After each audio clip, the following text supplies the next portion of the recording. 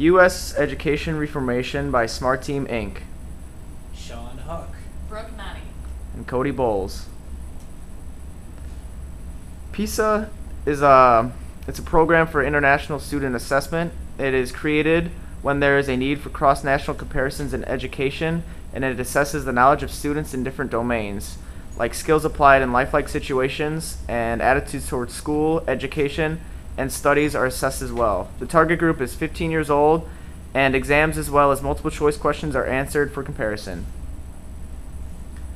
As you can see, Finland, China, and Korea outscore the U.S. in science, reading, and math, Finland being one of the high scorers in science, Korea in reading, and they're all about the same in mathematics. Many of the problems in the U.S. education system include many socioeconomically disadvantaged students that cannot receive a higher education due to lack of adequate funds. The focus of culture in the U.S. is based more on entertainment than education. Education is very assessment-based, discriminating against those who need special attention. Not enough funding for educational institutions. There is less time in school spent for students in the U.S. than in other countries, and the quality of teachers and education needs improvement. South Korean education has a much better educational structure. Korean education runs on a pattern of 6-3-3-4, 6 years of elementary school, 3 years of lower secondary education, 3 years of higher secondary education, and up to 4 years of higher education. High schools are split up into either a general education, as in air and correspondence schools, or vocational education, agricultural, commercial, fishery, and technical schools. Many entrance exams used in getting into schools of secondary education, including both middle and high schools. Schools of higher education are picky in Korea because they accept many people getting rejected and having to apply again the next school year, causing intense competition. Colleges and universities offer 4 or 6 year programs, longer for medical degrees and jobs. Why is it superior? South Korean schools put more emphasis on elective courses and after-school activities. This creates a well-rounded and more creative student. Funding for education in South Korea is much more gracious than in the U.S. There are specialized secondary schools designed for students going into certain careers, such as agricultural, correspondence, commercial, and fishery schools. The Chinese education structure consists of 3 years of preschool, 5 to 8 years of elementary school. The secondary school is junior middle school, which is 3 to 4 years, and high school, which is 3 years, depending on the school. In the higher education, you can have the junior college, which is 2 years, the 4-year colleges and universities, and the colleges usually offer graduate programs that lead to master's degrees or PhDs. China's schooling focuses on building strong foundation knowledge and mastery in core concepts biology, chemistry, physics, geometry, and physics. There are 367 million people below the age of 18, and China runs the world's largest educational system. In both science and mathematics, China has the national standard for what is to be met. In a graph, we can see that China's population is approximately 1.5 billion, while the U.S. is only about 214 million. In China, there are 9 years that are mandatory to go to school, and in the U.S. there are 12 years. In China, there's textbooks that are nationally set, while in the U.S. they are set by local committees. And in China, there's required level of higher courses to be taken. And in the U.S., they're not required higher above general biology. In 2000, nearly 40% of high school students had not taken any coursework in science more challenging than general biology. Fewer than 60% of U.S. 8th grade science teachers have majors in a science discipline, and only 40% of math teachers have a math major. Likewise, in China, there are 90% of 8th grade science teachers in China have majors in science. So what gives China its edge? Chinese education is examination driven. They have a strong cultural value placed on education. They're more academically driven than U.S. They are a full month longer than U.S. schools, and they spend twice as many hours studying than U.S. students. Finland. Finland is the main language in Finland. The 2 main languages are Swedish and Finnish. Public authorities are obligated to take care of educational needs of both groups for all levels of education. Majority attend public funded schools. while 8% attend private grant-aided institutions.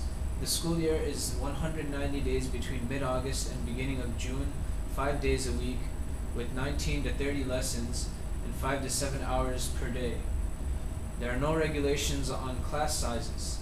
National curriculum is drawn up by the National Board of Education. Assessment of students is taken at least once every school year, and promotion is based on achievement. This is the general structure of the Finnish education system.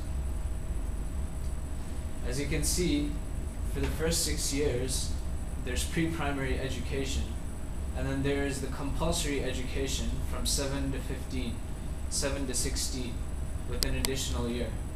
After that is vocational school, and then tertiary learning. Compulsory subjects in general upper secondary school include the mother tongue and literature, the other national languages, foreign languages, studies in mathematics and natural sciences, studies in the humanities and social sciences, religion or ethics, physical and health education, as well as arts and practical subjects. These are graphs of reading literacy, PISA study, and as you can see, Finland is on the top, and the Finnish take reading very seriously, and they take it for enjoyment. As you can see, their commitment is also very high, and their interest is remarkably high compared to the OECD average. The Finns love reading. Percentage of Finnish students at each on the proficiency levels in different fields of reading literacy. This is a graph of that. As you can see, Finnish students, majority of them score as the highest in terms of retrieving information, interpreting information, and reflecting and evaluating that information. In terms of science, in Finland there are some 2,289 people at the university level or advanced research qualifications in science per 100,000 employed, 25 to 34-year-olds, compared with an OECD average of 1,340, which is about 2% of the population. A total of 21,800 polytechnic degrees were attained in 2008. According to Statistics Finland, a total of 21,800 polytechnic degrees were attained in Finland in 2008. This is 4% more than in the year before. The numbers of degrees were highest in the fields of welfare, health, and physical exercise, as well as in technology and transport. The proportion of women of polytechnic degrees was 64%. Higher polytechnic degrees were obtained by 680 students, of whom 67% were women. What gives Finland its edge? Its qualified teachers and the responsibility that students take upon themselves, the equal opportunity with no child left behind, in which every child's education is completely funded, from textbooks to food. All schools are uniform, and that the best schools are all the same. There's no difference between different schools in Finland. They all perform the best, and there's very little variance. Education is based around the student, and culturally Finns love reading. There's less emphasis on competition and assessment, and there's less pressure, which allows them to succeed. Percent GDP spent on education. As you can see, Finland and US are higher, yet Finland's education system, the quality of it is much better. This is the percent GDP that each country spends on education out of everything else.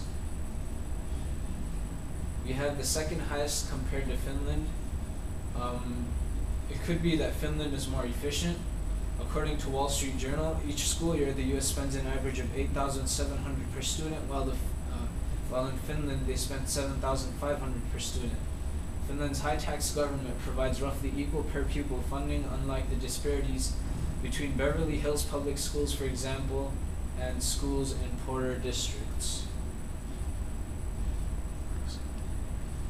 Change in culture. Other countries value education more. They strive to get higher education. Whereas in the US, we just treat education as just accrual of information. In other countries, such as Finland, they do it for fun, and they do it because they know it's necessary and they need it to survive.